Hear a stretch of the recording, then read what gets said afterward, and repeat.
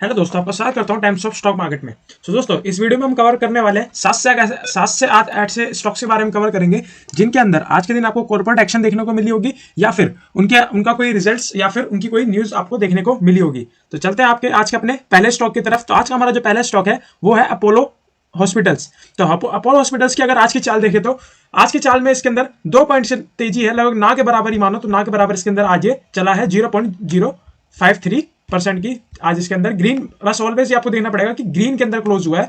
ये इसकी मेन चीज है कि ग्रीन के अंदर एक क्लोज हुआ है। अगर 5 डेज का डेटा देखें तो 5 डेज में 0.39% इसने रिटर्न दिया, और 5 ईयर्स का देखें तो 5 ईयर्स में लगभग 350% का इसने रिटर्न दिया है। और चार्ट का मेन चीज किसी भी स्टॉक में देखने वाली चीज ये होती है कि अब तो कंपनी बन चुकी है, लार्ज कैप कंपनी बन चुकी है, और इसका मेन अगर इसका ये देखो तो इसका ओवरऑल ट्रेंड जो है वो आपको बुलिश ही देखने को मिल जाएगा। जितनी भी लार्ज कैप आपको कंपनी देखने को मिलेंगी, सबका ओवरऑल जो स्ट्रक्चर है वो आपको बुलिश देखने को ही मिलेगा।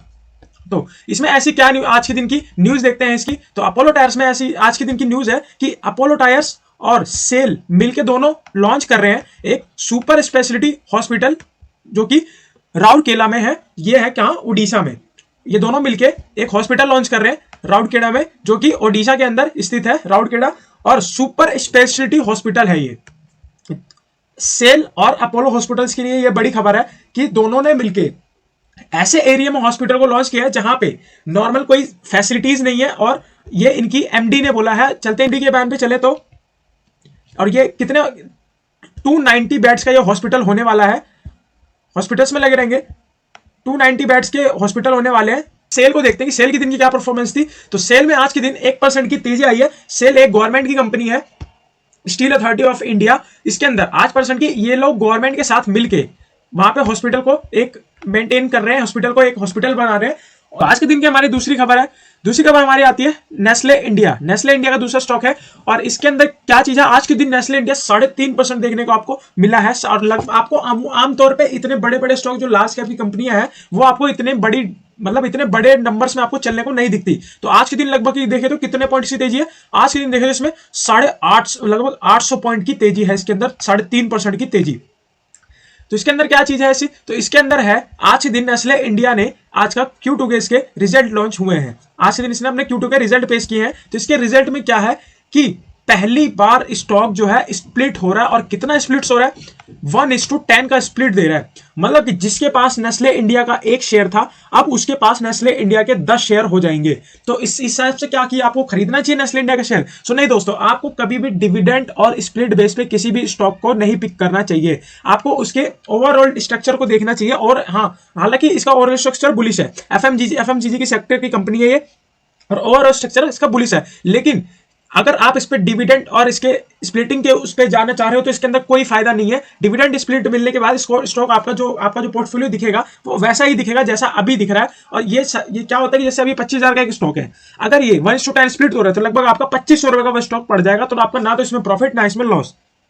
तो ऐसे इनकी डिविडेंड डील होती है सेट।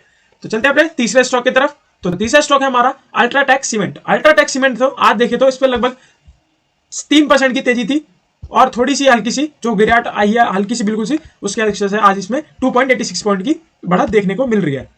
तो अल्ट्राटेक सीमेंट के भी आज इसके Q2 के नंबर्स आपके सामने दिखे। और Q2 के नंबर्स में इसके क्या चीज है कि Q2 के नंबर्स में इसका जो प्रॉफिट है वो जंप हुआ है, 70% तक प्रॉफिट इसका जंप हुआ है।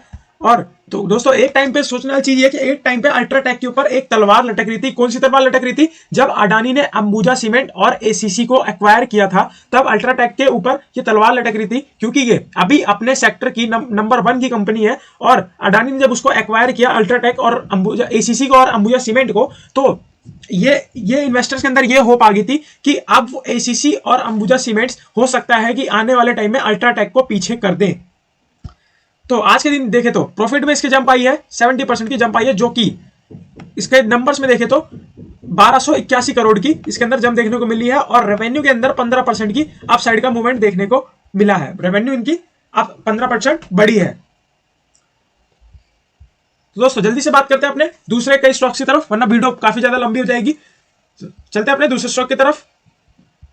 नेक्स्ट स्टॉक है हमारा हिंदुस्तान यूनिलीवर। तो हिंदुस्तान यूनिलीवर की अगर आज के इसके मार्केट की चाल देखें तो आज की इसकी मार्केट चाल में ज्यादा कुछ खास आपको देखने को मिलेगा नहीं। लगभग 1 पॉइंट की तेजी थी इसके अंदर, और 0.069% की आज के दिन, मतलब मान के चलो तो एवरेज ग्रीन के अंदर क्लोजिंग दी है इसने आज के दिन।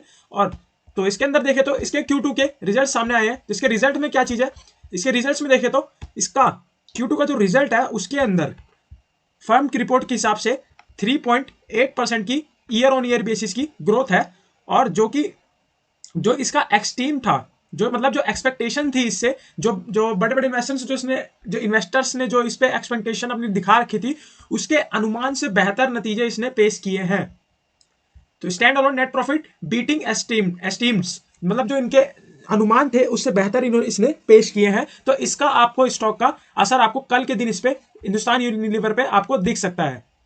और कंपनी आपको 18 रुपए पर शेयर का डिविडेंड भी दे रही है। और कंपनी ने इंटरिम डिविडेंड में डिसाइड किया है कि ये आपको 18 रुपए पर शेयर का अपना आपको डिविडेंड देगी कंपनी। तो कल के दिन इस स्टॉक पे आप फोकस रख सकते हैं, ट्रेडिंग पर्पज से है। और अगर कोई इन्वेस्टर है तो उसके लिए तो लॉन्ग टर्म, ये जितनी बड़ी बड़ी कंपनियां सारी सबसे बेस्ट चीज है। हम अपनी video maximum long term investors के लिए बात करते हैं, लॉन्ग टर्म इन्वेस्टर को हम प्रेफरेंस देते हैं।